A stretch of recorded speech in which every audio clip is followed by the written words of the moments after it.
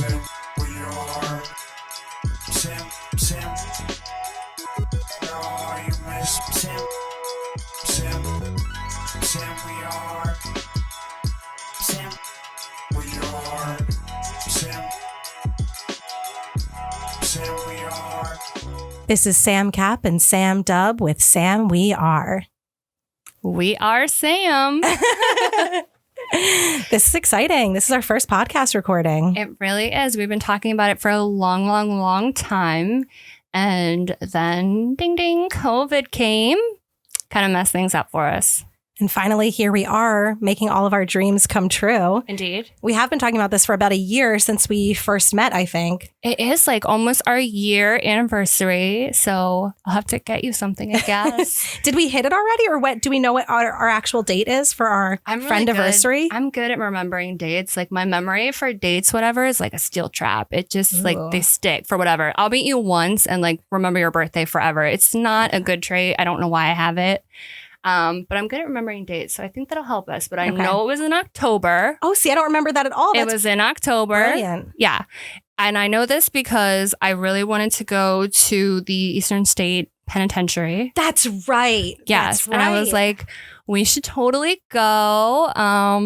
Go see what it's about. And they're like, is it going to be scary? I was like, no, not at all. Not at all. And they were like screaming their asses off the entire time. They were. You're right. That was our first outing. And that was how we started our Philly Vegan Gal Pals group, which is the group that you founded yourself, right? Yep. So I founded a Facebook group randomly called Philly Vegan Gal Pals. And I basically made it because I wanted some friends. Not to sound like a complete loser, but I was even on, are you guys familiar with that app that you can join where it's strictly just to find friends? But it's like one of those apps where you can date on it too. Because I remember when I told my husband that I was on that app, he was like, what the fuck? And I was like, no, wait. Like, I swear it's just to find friends. Oh my God. Bumble, right? Yes, Bumble BFF. Okay. Yeah. So guys, I was on Bumble BFF for a really long time because all my friends moved out of the city, like sadly. I lost pretty much everyone. One of my friends moved to New York City. One of my friends, my best friend actually, Rochelle, moved to Wilmington, so she left me. Friend Jill, she had children, so she moved to Delaware because they have really good public schools. Children always get some. Yeah, and everyone's just so far away. Like my closest friend that I had that was actually like in my bridal party, and my bridal party was 9 people deep. The closest person lives like 40 minutes away. Oh, that's hard. So I don't see them anymore. So I was like, who can I hang out with? I don't really know anyone here anymore. Like I have no one to be like, hey, let's go get coffee or let's go do fucking something. You know, I'm sick of staring at the wall. Especially during quarantine. Staring at a lot of walls in quarantine. Terrible. But yeah, so I made the group. Was just hoping to meet some cool females that, you know, we could go out to brunch or dinner or whatever, and I wouldn't have to like watch them chewing on a carcass. So I mean, that's all we pretty much asked for to join the group is just, you know, don't eat a body and we're cool. Like that's basically it. We're cool even if you're like interested in veganism, if you're not fully vegan, like we support you along your journey, which I know can be a little rough and there's bumps along the way and that's fine. But, you know, that's basically how I met Sam. Actually, Sam, we were like commenting on random shit online for a while and we always had like the same opinion. We were like, fuck Trump and like, what the fuck's happening to the world? Like kind of mentality. Yeah. So we like true. bonded and then I was like, you should come visit when I'm working. Because at the time, I was working at the Greyhound Cafe right near your house. Yeah. So you came in, and the funniest part is they unfortunately closed, and I don't no longer work there. But when they were open, they had really high top tables. And I remember like going up to the table that Sam was at, and like, you know, we were kind of eye level at that point because it was like a high top table. So we never really like got face to face at all. Like she had left, I wound up getting busy or whatever. And then like she went on her way. So then later we meet because we're going to go to the Eastern State Penitentiary. And I'm like pumped and everyone else is like freaking out already, like on the sidewalk. And I see this like little tiny, like garden gnome size person walk up to me. And I was like, Sam? And you were like, hey. And I was like, I had no idea you were so small. Like, literally, I think I'm more than a head taller than you. Yeah. Like, I'm 5'7.5". Okay. All right. You got some good height. Yeah. Like, I don't mean to, but I look down on you. Yeah. Like, literally. A lot of people look down on me for many reasons. It's not just for that. Yeah. I don't doubt it. But, yeah, that's how we met. And then we kind of just became friends from there and started hanging out more. And it kind of spiraled. And here we are. Yeah, spiraled into a wild vegan girls Facebook group with lots of drama, lots of energy, lots of fun, lots of amazing women. Yeah. Yeah, and it's cool. What's nice about this group is there's a lot of other types of meetup groups that seem to be a little bit more formal and organized, and they like to have minute meetings, meeting minutes, and they have agendas on their, for their meetings. And that's not the kind of vegan meetup group or any kind of meetup group I want to be a part of. I want to be a part of something that's fun and young. And most of the people in our group are live in the city and work in the city and enjoy a good fun time. I just rambled there. They're fucking stoners. That's what I'm trying to say. They're stoners is what I'm trying to say without saying it. Okay. Well, those two things go hand in hand a lot, like vegan and stoners and the word hippie. That's true. They're all one and the same. That's really true. That's true. Have you been vegan for a while, Sam? How long? I was just talking about this with Wes. I don't know the exact date. I don't know if that makes me That's okay. bad. No, we don't like the words bad and good here. Yeah, you're right, at least I don't. right. I don't subscribe to bad or good. That's we're over that. That's we need We're more cutting that. options than that. There's gray area in between. Yeah. There is. Good point. Yeah. I would say going on like 5 years now. Oh wow, I didn't realize it was that long. Good Yeah. for you. Good for you. I just hit my 8-year. That's amazing. 8-year veganversary. Yeah. Yeah. Yeah. And last year, I finally got my vegan tattoo. I got my V for vegan tattoo. We all have one. You have one on your arm. I have one on my ribs. Yeah. We all have. You have to mark yourself. You have to let people know. Although I think what I worry about is, how everyone says, oh, I'm not vegan, I'm plant-based. In like 20 years, are people going to look at my tattoo and be like, that's a slur? Yeah. That vegan word is a slur. You can't say that anymore. We say plant-based now. No, I think it's 4 years because I remember that my last time that I ate meat or seafood rather, because I never really got into meat, but I did love crab. I had a crab cake at my wedding, and I remember that was the last time that I had any kind of seafood because for a while I was just eating seafood. So I graduated from, cutting out meat. And then I was just eating seafood, and then I cut out seafood, but I was still eating dairy. And then I slowly, it took me a long time to completely cut out dairy. Yes. But dairy makes me very uncomfortable anyway. It's physically, not mentally. Mentally too, physically but comfortable. I don't know why I put myself in so many uncomfortable situations when I was younger where I was at college parties or whatever, and people would have pizza. Facts. And I'd be like, I really want that pizza. Everyone's eating pizza in front of you. That's fucking mean, you know? So I was like, all right, I'm going to eat this pizza because it looks really good. And I would eat it, and immediately my stomach is just and you're like, I need to leave immediately or things are going to happen. Yeah. And so it got to the point where I was just like, why do you do this to yourself? Yeah. Why do you do this? Right. At what point are you just hurting yourself? Yeah. For what, Yeah. I definitely did that same thing in college. I think when you're younger, I think it's hard because you don't have options, or back then places didn't exist. It wasn't as accessible for you to have a vegan pizza. I definitely remember one of the last non-vegan things I ate was this. I was in Pittsburgh. I had been at a music festival all weekend. So if you know what that means, we raged our asses off. We took drugs all weekend. We partied all night long. And, 4 days later, I went back to Pittsburgh before I was going to set to return to Philadelphia.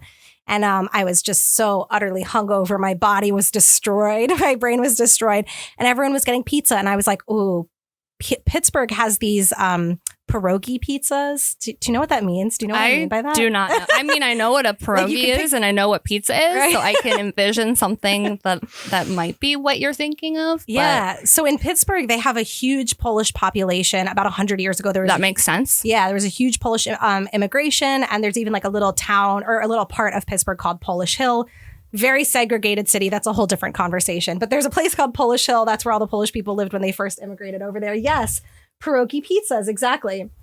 And so Interesting. you take your dough. You then put your oil, your cheese. There's no red sauce on it. If you know me, I hate red sauce. I don't fuck with it. Really? Fuck tomatoes. What? It's a whole different conversation. Come on. Right. Then I tried to make myself eat tomatoes as an adult, and then the acidity was too much. So it gave me acid Well, that reflux. I So now have the understand. excuse, Okay, that but makes sense. I never liked them to begin with. So the pierogi pizzas, and then they put mashed potato on the pizza. I don't know how I feel about that. And then there's cheese on top, mashed potatoes, cheese. That's really all that it is mashed potatoes and cheese on dough.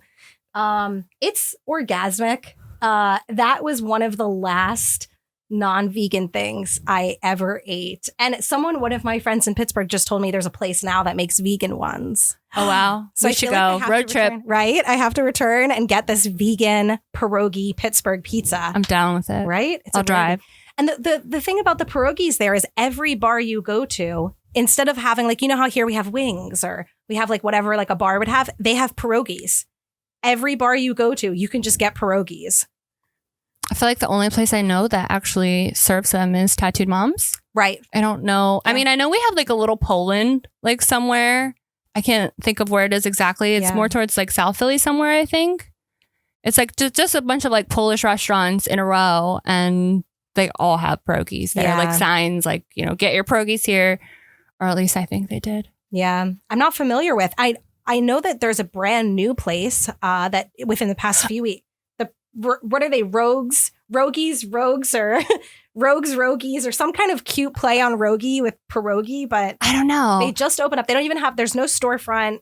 You like order it, you slide into their DMs on Instagram and you It's say, like a secret club. yeah, exactly. And you Gotcha. say, yo, I'm trying to get that order of a dozen pierogies, and you're like, I want Son. this kind. Yeah. I want this kind. And you order, and then you just like pick it up from them. And they've been selling out. They just opened like 3 weeks ago. They're all vegan. Oh, wow. All vegan, 100%. They have like dessert pierogies. Oh, wow. I don't know how I got on this food subject, but It got me I could really I excited. could talk about food. This is a food podcast now, actually. This is It's not hard to Just talk kidding. about food in Philadelphia. That's for sure. That's true. I am a foodie. I will admit this. Obviously, I will go into it. I have to talk about it. We just came from brunch. We did just come from brunch. What did you have? You had a good. yours looked yummy. I had like the vegan chorizo. Mm. I forget the last word. And there was Vegan some- chorizo something. there was It was some on kind like of a hard tortilla. taco. Yeah. Yeah. Wow. It was phenomenal. It looked really good. It was super good. Looked spicy and yummy. I had this. What did I have? A sandwich. It was a tofu. Scrapple. Yeah, tofu scrapple sandwich. They put some kind of, I don't know, some kind of vegan, thick, cheesy, soft cheese situation. I don't know what the fuck it was, but it was delicious. Yeah. Yeah, it was amazing. But anyway, that was one of the last last non-vegan things I ate was this pierogi pizza. But yeah, that was about 8 years ago. I think I had been vegan at that point, and then that pizza called me, but that fucked my stomach up. I bet. I did not. I did not. Ooh, I didn't sit right for a few days. That's true. Sorry to everyone who's on that bus back to Philly with me. My bad. It's a rough ride for all of us. Yeah. Yeah. That just looked like bad news. Yeah, that was pretty bad. But these days, I feel like even if I, eat something and I feel like, oh, I have like a stomach ache, like I'm so grateful because I have medical marijuana here in PA that allows me to medicate and use my cannabis in a really targeted and specific way so that I'm not feeling sick. I'm not feeling tired when I don't want to feel tired, or I feel creative when I need to feel creative. And it's been such an amazing, I'm actually coming up on 1 year of being in the PA medical marijuana program. How long have you been in the program? I should know. I certified I you. know you were there. I was there. I got you certified.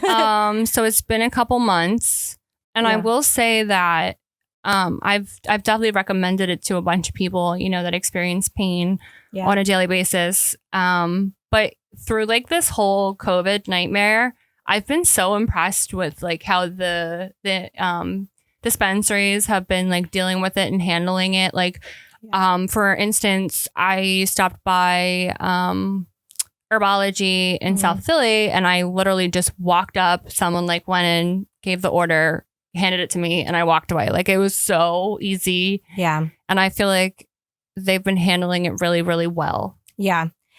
I think now I've noticed a lot of folks are really looking to get their cards, specifically because anxiety is really high right now.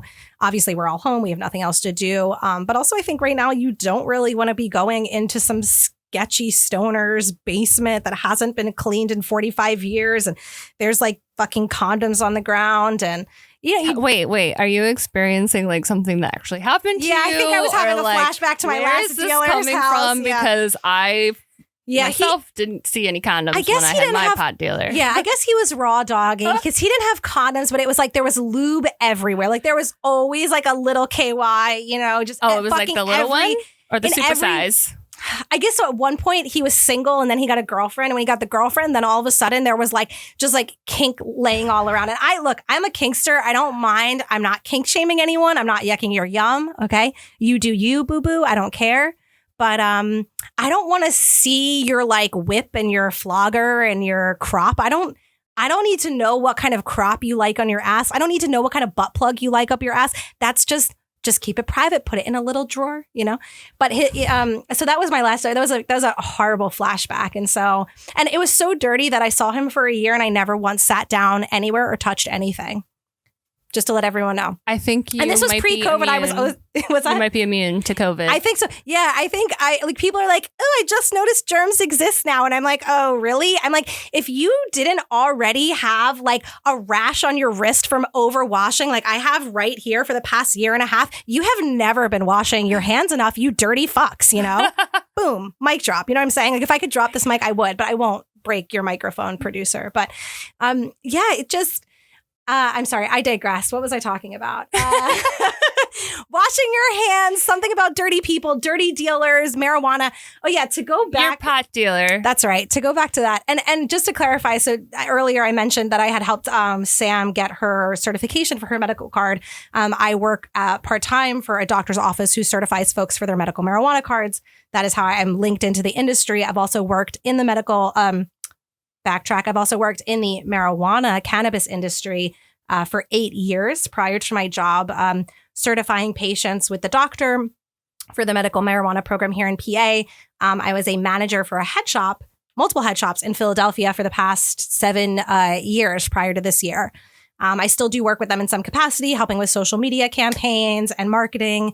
But for the most part, I'm out of the head shop life, and I have now moved into the medical marijuana side of cannabis here in PA. But just to give anyone listening a background on what it is that we're talking about and how I help certify her, that is what I was doing. But yeah, I'm grateful for the program. I'm grateful that I'm in it and that I don't have to go see like dirty lube packets or and you don't have to go to like a rundown motel on the side of the road anymore. Yeah, right. That sounds like where I was. I was on Spring Garden, like I wasn't like anywhere bad, but he just was a dirty hippie, Well, you're from Philly, so you've been doing this in Philly for quite some time. I'm a little newer to Philly. I've only been here 7 years, but you've been here forever. Yeah, 29, almost 30 years. Minus the 4 I lived in Pittsburgh eating pierogi pizzas. Yeah. Other than that, I've lived here my entire life. It's a long time. Yeah. But yeah, it's interesting. It's really cool to see PA having medical marijuana, especially having lived here my entire life, because it's something that folks over here said we'll never have this on the East Coast. I thought Pennsylvania would literally be like one of the very last states to allow it. I really was super shocked when they were like, you know what, let's do this. Yeah. Now we're just waiting for them to get like edibles and all kinds of stuff. And soon we'll be like on the same wavelength as like California and Colorado. Hopefully, like that's the track we're on. Yeah, 100%. And I mean, we absolutely, people are always like, people feel like it doesn't happen fast enough, I think, with activism in general, but especially in cannabis activism, we feel like it's not progressing fast enough. And certainly nothing ever does progress fast enough. But in order to have legal marijuana, you have to first in a state have medical marijuana. I mean, that's just the track record for every other state that has legalized, right? And I mean, for us in PA, we're such a much more conservative state than a lot of those West Coast For states. sure. Especially when it comes to drinking laws and stuff like that. I mean, PA is one of the most backwards as far as drinking laws go, as everyone knows who lives in Pennsylvania. Things are finally starting to change where we can finally start to get alcohol in grocery stores. Yeah. But, it's not like other places where you go into, I guess, a Walgreens and there's Like that alcohol. just I don't even happened for know. us here. Like the whole like having wine in the grocery stores and stuff. Like that's very new for Very us. new. Yeah. And, it's because the state controlled the liquor and that's why we couldn't buy anything on Sundays. It's such a mess. So for such a conservative state to, allow medical marijuana, it certainly speaks to the fact that it will be legalized at some point in the future. Maybe not in the near future, maybe not in 5 years, maybe in 10 years, Yeah. I certainly see that happening. And the amount of money Pennsylvania has brought in from the medical program is astronomical. I see it growing every day. We have more and more people interested. And it's not just the types of folks who you might be picturing, being in a cannabis program. It's not just a young tie-dye hippie. Yeah, it's your mom, probably. It's your mom. It's your grandmom.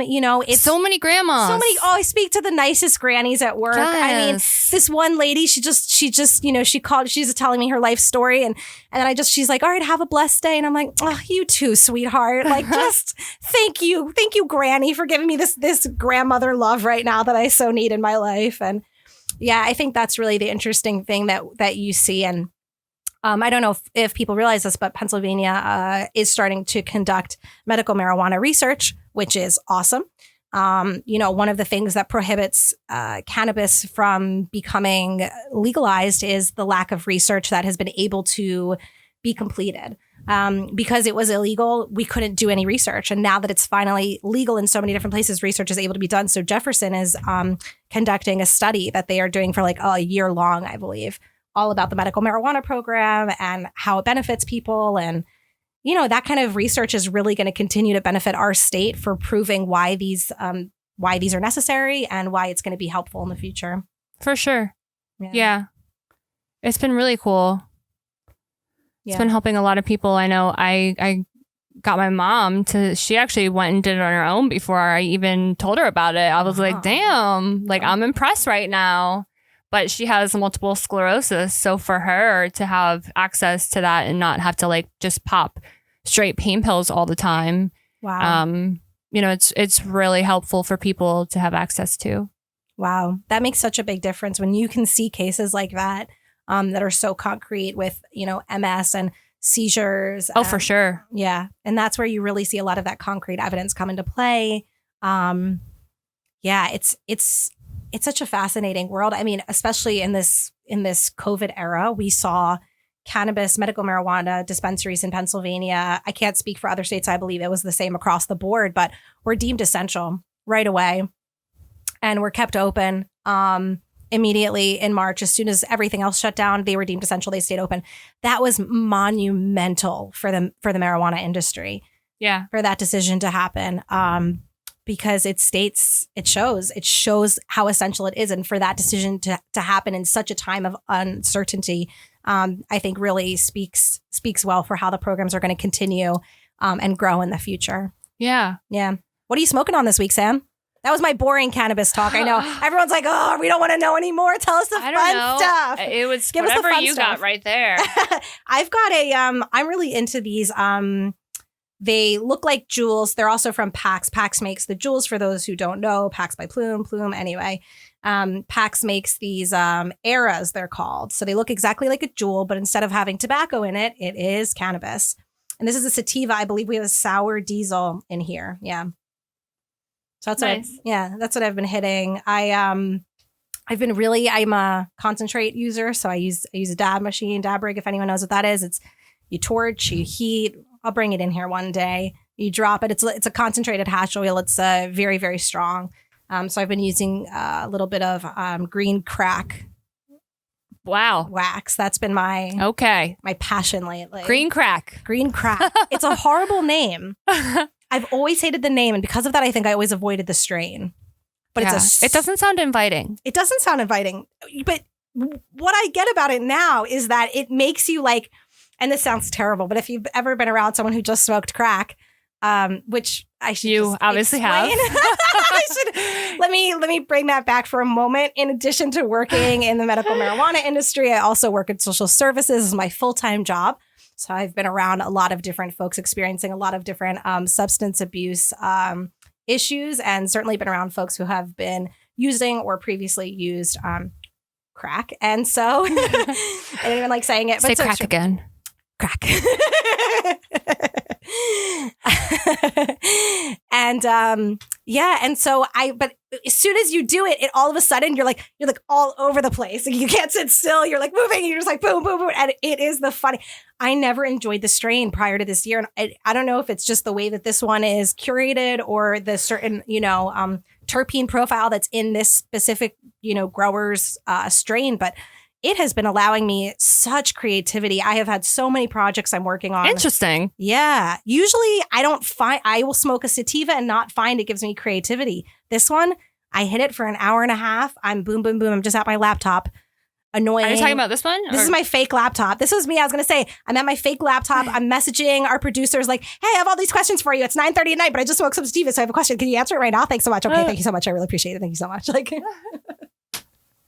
what the fuck? It's like, honestly, better than cocaine, It's like really like, but yeah, that's been my hype. But you're more of a flower person, is that right? You don't dab the way that I dab. You're not a concentrate Not user. like you, girl.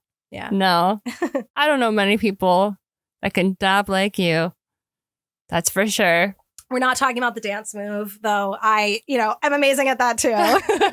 You just did it great. Obviously. Thank you. Professional dancer.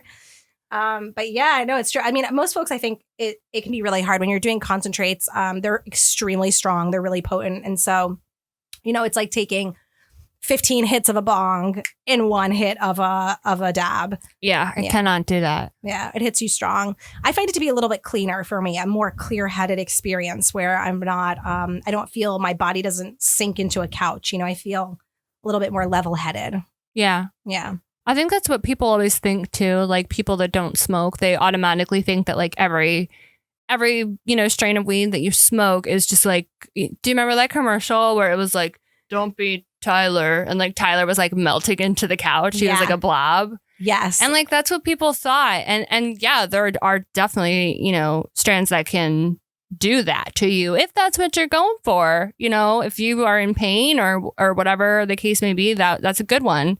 Like for instance, that's true. Went into the dispensary once and I was like, and I'm a very honest, say what I'm thinking kind of person. I was like, listen, I haven't slept well in like a couple of days. I have motherfucking squirrels living in my ceiling and they're making noise and they get up at like 5:30 a.m. and like have a dance party. This is not a euphemism. She legitimately has squirrels in her ceiling. Like you said it and I was like, what does she mean by that? Like, do you mean there's squirrels in your place? I was like, what is this euphemism? We've had squirrels living in our ceiling since April. Wow. Real squirrel. This is in real squirrel. No, this is actual for real. Confirmed. And I know everyone's probably thinking, well, why don't we get the fucking squirrels out? Well, we did. And then we had like one of those windstorms that was real bad, and it blew off part of our roof. Oh. So now we have 2 openings for the squirrels to get in. So they are coming, and they know where to go. They know where it's nice and warm. God knows what the fuck is in my ceiling at this point. Like one of them could have died. Like I don't know what's in there. Oh, it's horrible. So you haven't had good sex for a few days. There's squirrels in your ceiling, not in your head, not in your pussy, but squirrels in the ceiling. So exhausting. And like sometimes I just get really angry. I'll like hear them up there like running around and I'll like go get something and just like fucking beat the shit out of the ceiling. Like fucking fuck you. I hate you. But like I'm an animal lover. So she's a vegan, you guys. So my result for dealing with this issue was, well, we have to chop them humanely. We can't just like, throw a bomb up there or whatever the hell would happen. I don't know. So we got squirrel traps and put them on our neighbor's roof. And turns out squirrels, well, they like don't need bait. They like small spaces. Aww. So when they find like small holes, like they'll just go in them. Like you don't really need to like coax them. They're just like, what's this? And they go in and it's like, boom. Oh, sounds like all my ex-boyfriend's dicks. Go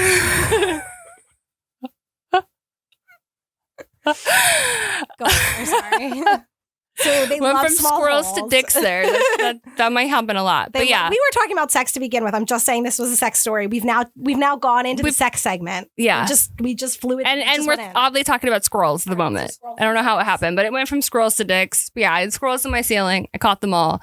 Sent them loose into the forest together, But by the way. They went into a small hole. Yeah, in like a trap. Them? Yeah, they went into a small hole. You know. That's how I trap my boyfriends now, too. Yeah. It works. Works every time. Works every time. So you got rid of the squirrels. I did. But are you still having squirrels? We still have squirrels. Okay. And it's disrupting your sex life, which is bad. It's well, see, squirrels are not nocturnal. Okay. So at least we're like semi on the same sleepy schedule. Okay. That's helpful. But when there's more than one in there, it's very loud. It's louder than you think. And they're like just creepy scratching nails. Like they're probably having sex up there. Probably. That's probably what you're hearing. Probably. And they taunt us. They like come to the back door and they just like stand there in the window and like look in and we're like, fuck you. It's been bad. Oh my gosh. Yeah. So you went to the dispensary and you were like, hey, I've got squirrels in my head, in my ceiling. Yep. I can't have sex. Squirrels are in my pussy. What can I do? They're about to be. They're like, at this point, squirrels can chew through shit. So at this point, I'm like, what if they chew through the wall? And like, I wake up and there's one on my head. Like, and they said animals during COVID were like getting into houses more. Because, Yep. There wasn't as much like trash and stuff out. Yeah. So, it was creepy. So you're into the dispensary. Yep. You're like, I've got these squirrels. Yep. My pussy needs to get hit. What can I do? And they were like, smoke this. And I was like, what's this? And they were like, it's called Face Off. And I was like, okay. Ooh. This name sounds a little intimidating, but I'm going to try it. And it's become one of my favorites when I can't sleep. It works every time. Ooh. So like it's probably an indica, right? Probably a strong, heavy body. For sure. And that's good for sex too, because if your body is feeling tense or stressed, if you're mentally tense or stressed, your body's going to be mentally stressed and tense. And so an indica is really, really good for pre-sex. I would say never do a sativa before sex because interesting. At least for me personally, everyone's different. So of course, try it out on your own. But for me, a sativa, it's going to put me all in my head, which is the opposite of what I want for sex. True. I see what you're saying now. I want to relax both my brain and my body. Yeah. A sativa is just going to get my fucking head thinking about all the shit I haven't done or all the I don't want to think, right? Especially we as women, we're always worried. We're overthinking. It's like one of the things that can deter us from having sex, right? Is being in our heads, overthinking. Yeah. So I love a good indica before sex because that's just going to like my mind just fucking shuts down. Whether you want it to or not. Yeah. My body opens up, and it's really, really helpful. I feel like I always need a good dab and then I'm ready to go. It helps put me in the mood and helps me relax everything. Yeah. I like that. Yeah. The other product I've been really hype on is, should I whip it out? Can I take it out? Should I whip? The other thing I've been really hype on, Pennsylvania just got these in. Let's see if I have it. Yeah. Pennsylvania just got these in. And they have an unsexy name, but what it really is it's a THC tampon. The unsexy name is it's a THC suppository. Now that's the actual name. Is there a camera? Do I flash it? There's the actual name. I flash it to Sam. Hey, what's up? I've never seen this before. Yeah, these are new. I just saw them for the first time. I only saw them at one shop. I bought all the stock. Like I was like, I will buy them all because I've tried these products from when I was out west in legal states a couple of years back, and they're particularly good for a lot of things. There's a lot of different types that you can use them for, but they're really good for cramps, for menstrual cramps, right? So when I say THC tampon, I mean you insert it vaginally, you let it melt, and wait, what? All right, it melts. It melts. It dissolves. It dissolves. 100%. So that's a great question. The thing about suppositories that no one tells you. No, there's no string. The thing about suppositories that no one tells you that everyone knows if they've ever taken a suppository is two things. One, you're going to want to use a suppository applicator. Learned that one the hard way. If you can't see my nails, they're very long and pointy. Like little and sharp. daggers. Little daggers. I like to keep them so sharp that if someone were to fuck with me on the street, I could reach out and pull their eyeball out with just my fingernails alone, you know? Without even having to touch my fingertips to their dirty eyeballs. That's my goal. Just to get dark. I carry a minute. weapon actually that does the same thing. Yeah, these are the weapons. Yeah. I am the weapon. People don't realize I'm really tense, but I'm really tough. You don't know it. I'm little, but I'm tough. But yeah, that's the goal of these now. So suffice to say they're extremely sharp because they're sharp enough to poke out an eyeball. They're sharp enough to poke out a vagina as well, a vulva, a labia. It was very, it was an uncomfortable situation. I asked my boyfriend, I said, now, mind you, when I was using it, I was gushing blood because I was on my period and I have PCOS, polycystic ovarian syndrome. So very, very heavy periods and bleeding a lot. And I said to my boyfriend, do you want to watch and help me put in this THC suppository? You did not. I did. He politely declined. Okay. He was not happy that I asked. He did not vibe. He did not stan, as the kids say. Yeah. Yeah. I can see it. He was not into it. So I was like, okay, fine. I will go to the bathroom and suffer by myself, you know? So I took these long nails and I tried to just wedge it on up there. It felt like the first time I was using a tampon, you know? Like I couldn't get it inside my vagina, you know? Like it just sort of like sat on my lips, just kind of like in there. I couldn't shove it in the way I needed to. And it's because my nails are so long. So anyway, that's the first thing is that nobody tells you you need a suppository applicator. Okay.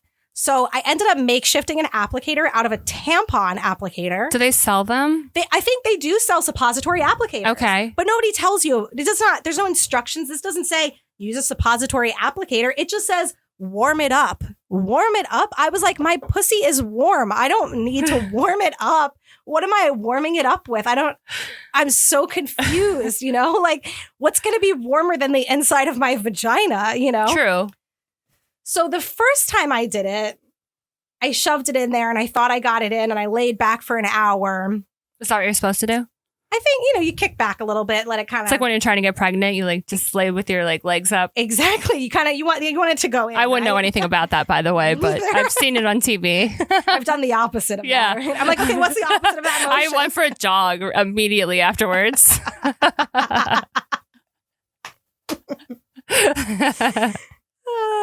So the second thing about suppositories that nobody tells you is that because it melts inside of you, what goes up sometimes can come out. Must come down. Yeah, must come down. So you don't realize it might come out a little bit. So And you said it's green? It's green. These suppositories are green. Does it stain?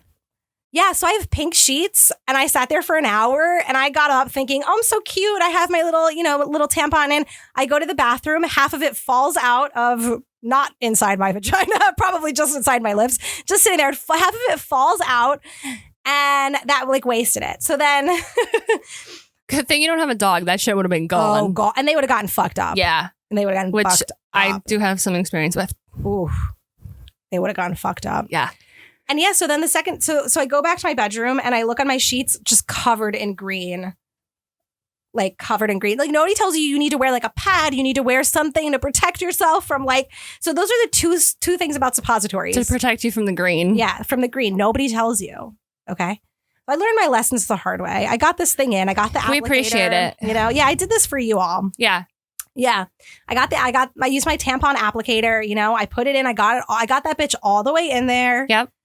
And then I put on some period panties and just let that absorb any green goo coming out of my vagina. I think our producer's totally grossed out. We'll never have sex again. And and so but I had a really heavy period last week and I got to use these. And let me just say, they are 50 milligrams of THC. These are not CBD. They don't have any CBD in them. People think CBD is really good for pain, and it is. But for menstrual cramps, the research has actually shown that THC direct, meaning internally, vaginally, is going to be your best chance at combating your cramps. Yeah. That makes sense. I mean, it's closest to the culprit. Yeah. If you think about it. Yeah. I don't think like dudes really do not understand how bad cramps hurt. Like they hurt real fucking bad. Like, yeah, is not a fun time. It's not a at joke. all. So like if you have a girl and you care about her and you know that it's that time of the month for her, like you just be extra nice to her because she might be in pain for real. That's true. You get her these THC tampons, some chocolate, Yep. some food. You get her a pizza. Ooh, you walk the yeah. fuck away. Yep. And you just walk away. Yep. You do the dishes and you walk away. That's your job. Break the wrist, walk away. So yeah, that's been my that's my favorite product of the week that I've been using for Okay. cannabis. Yeah, I'm into it. THC tampons. Would you ever try it? You seem hesitant. I am hesitant. Yeah, Yeah. you were hesitant. I don't know. It's not for you. Is it more like an edible type? Feeling? Like, you know, most of the time my experience with edibles is like I go like too far too fast and then there's no going back. So I feel like that could be something similar for some people too. It's like you can't, obviously it's already done. It's inside you. Yeah. So if you get to like a super level of high, like a lot of people do from edibles, I don't know. That's not always my favorite. It's a great point. And you're right. It is strong. I will say this. I have a very high tolerance for I know that. That's why I'm hesitant. And it's strong. The person at the dispensary when I purchased this said they're very strong. Be careful. They said my boss suggested putting them in the freezer and cutting them in half Oh. before you insert it so that you only get half of Okay. the THC. Because it is 50 milligrams is extremely strong. Okay. It's very high. So you Yeah. could, I mean, 25 would be a much more mild. And it's the type of thing where I would definitely try it at home first. Anytime you're trying a Yeah. new, Make sure you don't have anything to do afterwards. Yep. Anytime you're doing a new cannabis product, if you want to try a new strain and you have a low tolerance and you have a new strain or a new, you want to try dabbing or anything, do it at home. Don't drive, just Definitely kick your do feet not up. drive. Yeah. Kick your feet up. Do not ride your bike. Yeah. Put on a movie, relax. Yep. But yeah, you're right. And I know because the one time I tried the first time I tried a cannabis product like this for cramps was a couple years back. I was in Vegas and they had this liquid. Now the liquid is cool. Because like these suppositories here are cool because you can use them vaginally or anally. You can use them for like Crohn's, IBS, IBD, anything like that. But this other kind I had gotten in Las Vegas was a liquid. And you can use this for two different things. You could use this as a lubricant. So if you're going to masturbate or if you're going to have sex, you can use it as a THC lube, which was amazing. Also really good if you tend to be really tense vaginally or anally, just like absolutely amazing for helping to loosen up those muscles and relax those muscles before like any sort of penetration. And the other thing that you could use it for is you could take that same liquid and drop it onto a tampon. So similar concept to this, but you would drop it onto an actual tampon and then insert the tampon. Now, they said drop like 2 or 3 drops. The first time I did it, I accidentally dropped like 9 drops. Of course you did. It just all came out. And I was like, I'm not going to waste it. I'm not going to throw it out. I inserted it. And same thing. I had only ever used CBD inside my vagina. This was the first time I used THC. This was about the same as maybe 60 milligrams of THC, 10 milligrams of CBD in it. That's a lot. A lot. I insert it. Don't do that, anyone. I will. Please don't do that. Try this at home and Yeah. legally. Just as a heads up, these are all legal products that we are discussing here today.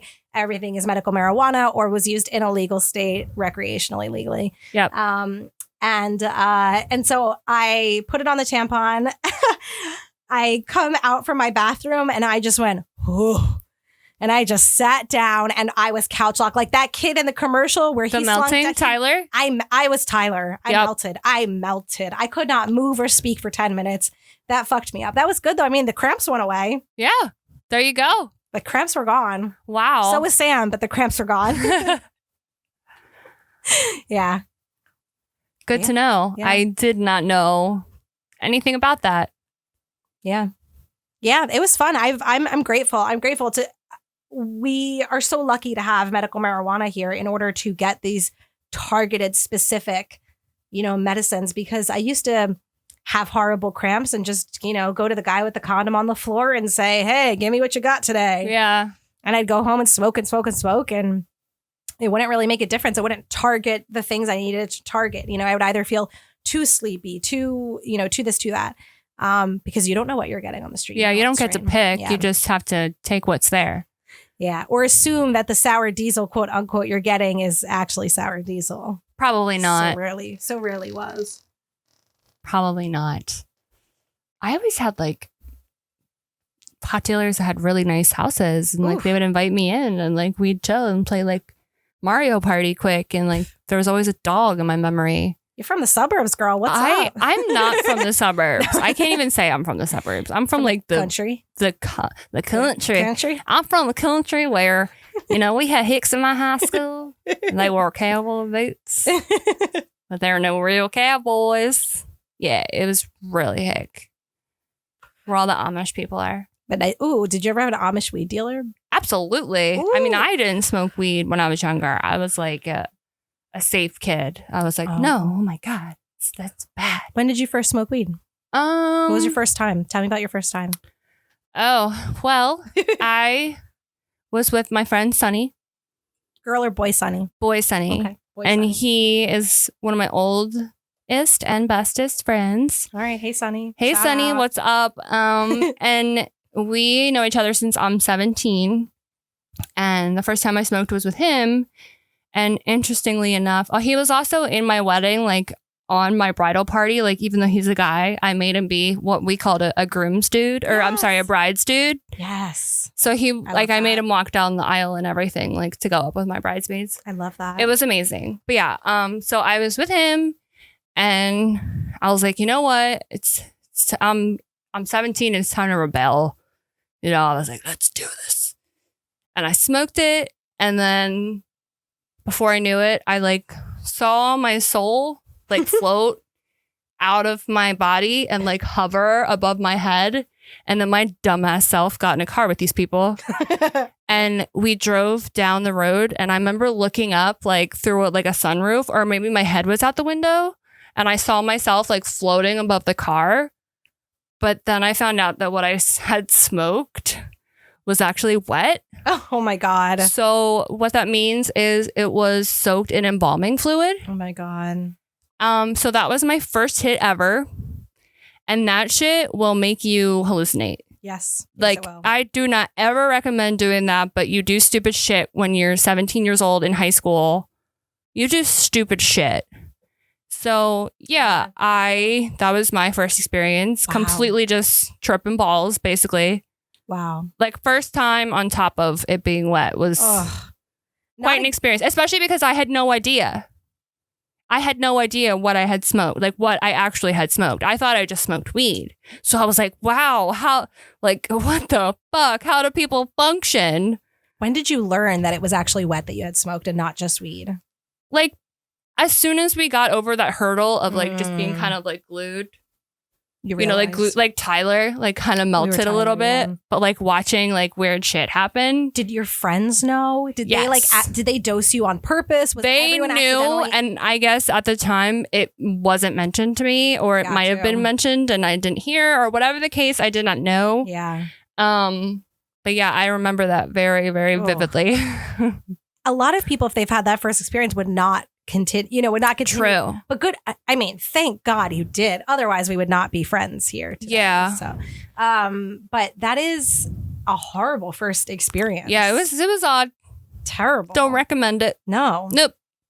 Skip That's that not- one. No, that's not good. Where do you even get embalming fluid? You just pour it on your weed, right? Is that Like, what where it does is? it come from? Embalming Do fluid. you rob a funeral home? Like, how does one get embalming fluid? Like, just on the street? It's true. Like, what was the deal with wet? I don't remember it being understand. a It's like thing. it's like on the same level as like bath salts. Right. I know. That was a whole thing. That was a whole thing. Right. And when I worked at the head shops, the whole, at the K2 and all of it, the spice and it was a wreck. I mean, a lot of them got raided for selling those sort of products. Wait, what are those products? They're all that kind of exactly like that sort of like fake weed, and Artificial, spice like and- chemicals, basically. Exactly. And bath salts and all of that. They're all like kind of in the same, in my mind, they're all in a similar category. Yeah. I don't know chemically what they all are, but Yeah. in my mind, they're sort of all in like a similar category of like, yeah, that was stuff that was legal that stores were selling that then. I know what you're talking about. What is yeah. it called again? So there was K2, there was Spice, I've heard the name bath Spice. salts, like they were all different. What happened is they would pop up, they'd be legal. Head shops and places would start selling them. They'd make a I've shit ton smoked of shit like that money. when I was Yeah. younger. I never did. I avoided that stuff. It was called something else. We called it something different, but I can't Yeah. think of what it was called. Yeah. There's always, and then, there's still, I guess, is salvia still legal? That's what it was. And that's a different thing. Yeah. But it's a similar concept Yeah. to those. But salvia is more psychedelic and less scary. And, Yeah. yeah. I never participated, though I was around it quite often. But I'm not into hallucinogenics that much myself. I don't really want to see a lot of, I don't want to see things happening. Yeah. I want to feel good feelings. I don't want to see things. My brain has scary thoughts. I don't need to. That's why you're not into like haunted attractions. Exactly. Like when I tortured you when we first met. Listen, I love the penitentiary. I have gone every year for like 20 years, but that's the only reason why I like it. Because I'm like, oh, I know this room. I know exactly what room we're going into next. I know that hallway. I recognize that wall. Like, I know someone's going to jump out of that room. I know where they're coming from. So it's like a controlled sense of fear. I pretend that I don't know. I'm like, oh, yeah, I love going. It's so much fun. But really, I'm like, I know every inch of that space. Neil just flashed the lights, I think, to freak me out. And I wasn't into it. I don't know. I'm talking about ghosts. Don't flash the fucking lights right now, man. I'm not into it. Hello, is anyone there? I really want to see a ghost. Joking. I'm so into that stuff. I'm not talking about. We're gonna end this. Listen, this podcast will end this very minute. Actually, I feel like we're coming up on time. How we doing? We did it. Yeah. Yeah.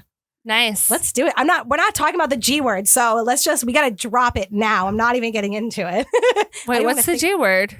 Ghosts. Oh, I don't want to think about it. I love ghosts. All right.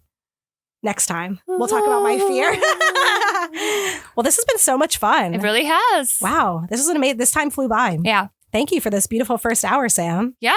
To you as well. Amazing. We have been Sam Kap and Sam Dub, and this is Sam We Are. Blessed be the fruit. Peace out, y'all. Sam.